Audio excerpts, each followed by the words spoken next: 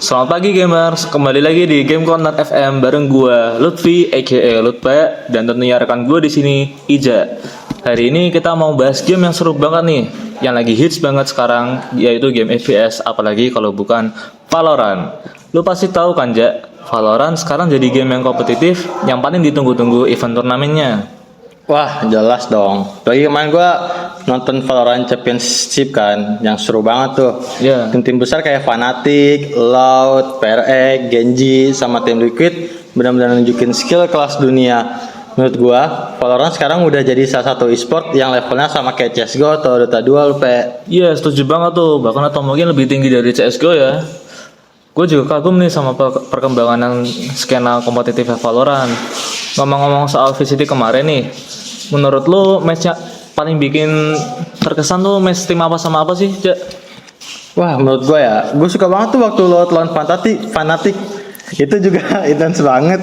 Selain permainan timnya yang rapi, pemanfaatan agent juga keren banget. Kayak Fnatic dengan boosternya yang pakai Astra tuh buat kontrol map. Iya. Itu jenius banget sih. Terus si Aspas tuh god dari Valorant ya kata Gila. orang-orang, gila sih. Tuh dengan apa tuh dia kalau pakai agent Jetnya ya, wah udah gila banget sih itu. Akhirnya sih menurut gua Jet masih jadi salah satu agent paling OP sih Apa ya? di game Iya. ini. Setuju. Emang si Ja nih kalau misalnya di tangan yang tepat, lincah banget. Apalagi dengan skill tailwindnya yang bisa set kabur dari side atau masuk ke side atau menginisiasi fight di side. Tapi selain Jet, gue ngerasa nih akhir-akhir ini agen-agen controller kayak Astra atau Omen mulai sering banget dipakai di skena kompetitif ya. Mungkin karena mereka bisa kontrol tempo permainan ya. Yap, agent control itu vital banget sih buat nge-setup serangan atau nge-defense. Misalnya, Astra bisa bikin bintang di beberapa titik map dan aktifin gravity well. Atau Nebula buat ngeblok vision lawan sih. Jadi tim lawan harus benar-benar mikir 2 kali sih sebelum masuk ke set itu. Iya. Terus kalau Omen, gue rasa dia lebih fleksibel karena bisa teleport ke tempat-tempat yang gak diduga lawan. Di pro scene, pemanfaatan skill kayak gitu tuh benar-benar bisa nentuin hasil tim kita di round tersebut. By the way, kita udah ngobrol cukup lama nih. Gimana kalau kita jedaikan dulu bentar ya? Oke, we'll be back after this one bit. Stay tuned guys.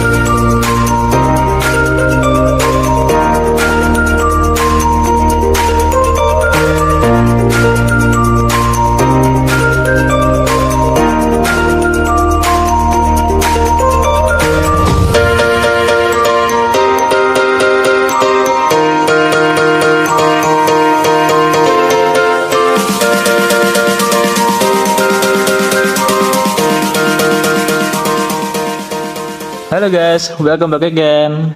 Setelah kita tadi balik dari jeda iklan, yuk lanjut ngomongin tentang Valorant lagi. Nih aja, tadi kan kita udah ngomongin VCT internasional nih, VCT Championship.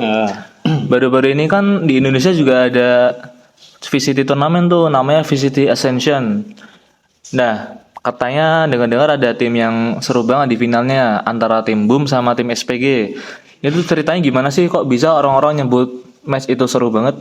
Ya, itu sih match seru sih untuk divisi di Ascension kemarin sih. Karena kan itu jatuhnya udah masuknya ke final ya, grand final. Ya, Itu final. tuh yang mempertemukan dua tim SPG dan Boom. Itu tuh jadi pertama-tama tuh tim Boom ketinggalan 2-0 lah. Oh, 2-0. Iya, tinggal jauh 2-0. Terus di map ketiga sama keempat tuh Boom berhasil nge-comeback tuh. Jadinya kan 2-2 tuh, seri.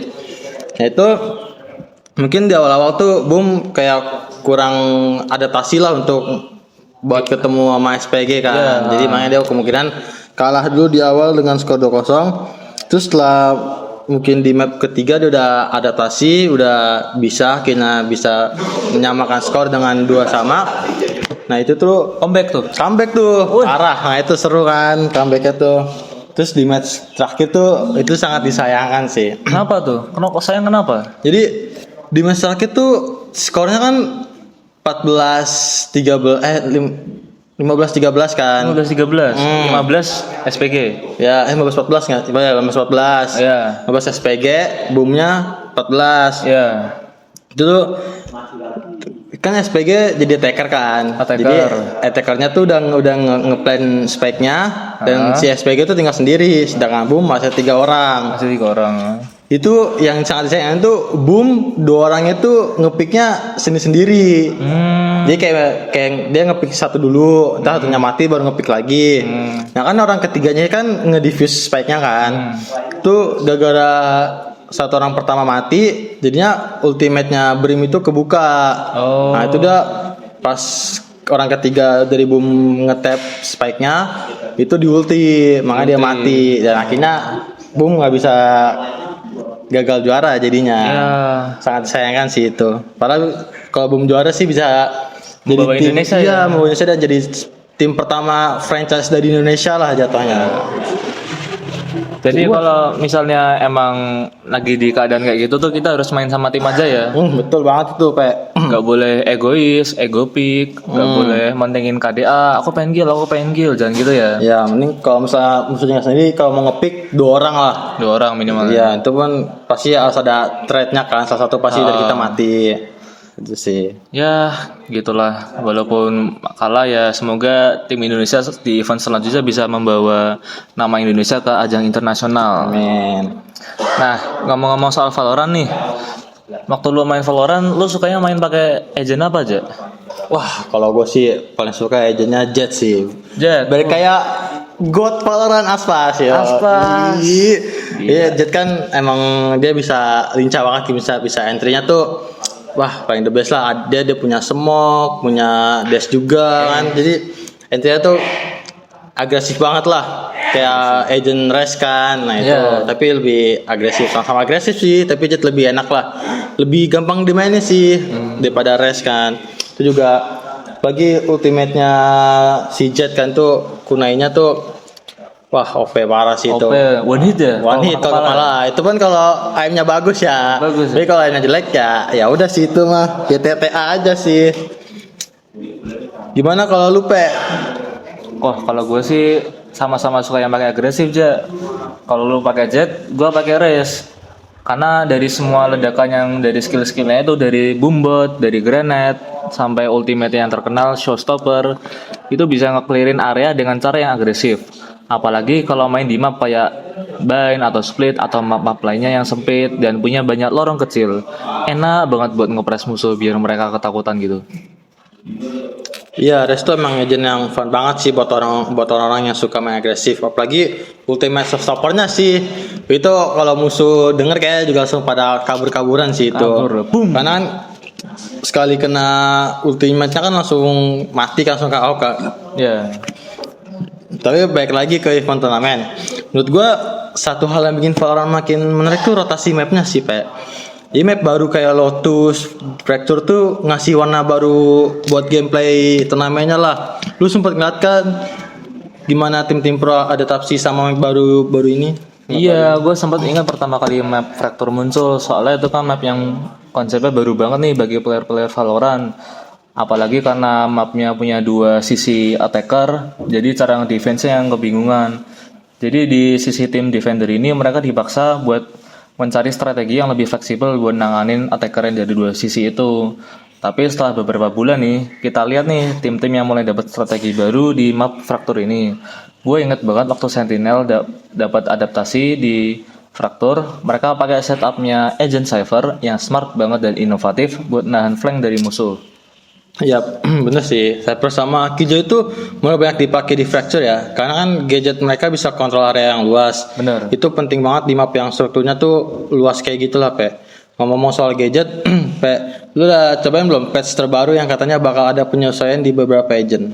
Udah denger sih, katanya ada buff nih buat si Viper dan nerf buat si Sky. Yang hero burung yang OP banget itu. Ya, pantas lah Riot nge-nerf si Sky lah buat ngebalance meta. Karena belakangan ini Sky OP banget, flashnya lama banget, flashnya juga banyak, dan juga dominan banget kemampuannya buat nyari info dan juga buat mengheal atau menyembuhkan nyawa teammate-nya. Tapi gue sih nggak sabar ya buat lihat perubahan di skena pro ini. Biasanya perubahan kayak gini tuh bakal nambah strategi baru dan bikin game ini makin seru.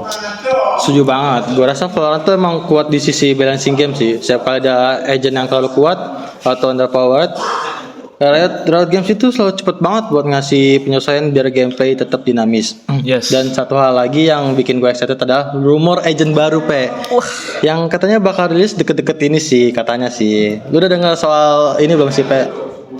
Udah, gue udah baca di forum-forum nih karena saking nggak sabarnya.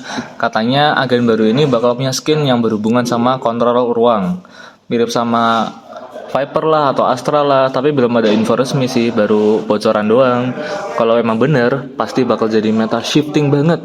Apalagi kalau kemampuannya bisa ngubah cara kontrol map. Wah, itu sih menarik banget sih. Kalau ada agent baru yang ngasih dimensi gameplay baru, itu bakal nambah variasi strategi buat turnamen dan gameplay sehari-hari sih. Gue pribadi selalu excited tiap ada agent baru, karena biasanya mereka selalu ngasih elemen kejutan baru juga sih. Yes, ngomong-ngomong soal kejutan, Game Corner FM juga punya banyak hadiah kejutan buat kalian para pendengar setia dan juga gamer tentunya. Jangan lupa ya buat ikutan giveaway mingguan kita dengan cara follow akun media sosial kita di Instagram, Twitter, dan Facebook Game Corner FM. Dan jawab pertanyaan seputar Valorant yang bakal kita posting sehabis siaran ini. Hadiahnya ada banyak banget loh, mulai dari Valorant Point, bundle, sampai merchandise eksklusif. Wah, adanya keren banget tuh. Jadi buat kalian para pemain Valorant, pastiin kalian ketinggalan. Oke, itu dulu dari gua dan Lupe untuk segmen hari ini. Jangan lupa tetap pantengin Game Corner FM untuk update selanjutnya seputar dunia game. Sampai jumpa di game berikutnya. Sampai jumpa gamers, stay safe and keep fragging.